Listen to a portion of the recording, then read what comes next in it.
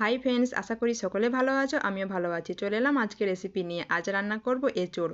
এঁচোড়টা আমি কেটে নিয়েছি, লবণ আর হলুদ দিয়ে সেদ্ধ করে নিয়েছি। এখন আমি এঁচোড়টা ভেজে নিচ্ছি। এঁচোড় যদি এভাবে লাল লাল করে ভাজা যায়, খেতে কিন্তু বেশ ভালোই হয়।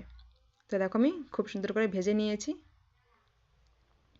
তেলের মধ্যে দিচ্ছি চিনি, শুকনো লঙ্কা, তেজপাতা, গোটা জিরে, দিয়ে দিলাম পেঁয়াজ কুচি। পেঁয়াজটা খুব ভালো করে আমি ভেজে নেব। তো পেঁয়াজটা আমি লাল লাল করে ভেজে নিয়েছি। দিয়ে দিলাম আদা রসুন বাটা। আদা রসুন বাটা একটু কষিয়ে নিয়ে দিয়ে দিলাম লঙ্কা গুঁড়ো, হলুদ গুঁড়ো আর গোলমরিচের গুঁড়ো। অল্প একটু জল দিয়ে খুব ভালো করে মশলাটা আমি কষিয়ে নিয়েছি। তারপরে দিয়ে দিলাম ভেজে রাখা এঁচোড় আর দিলাম লবণ।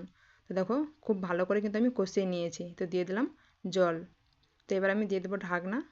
তো দেখো রান্নাটা প্রায় কিন্তু হয়ে এসছে। তো রেডি এঁচোড়ের কষা। যদি ভালো লাগে একটা লাইক, কমেন্ট, শেয়ার করে দিও। সকলে ভালো থেকো।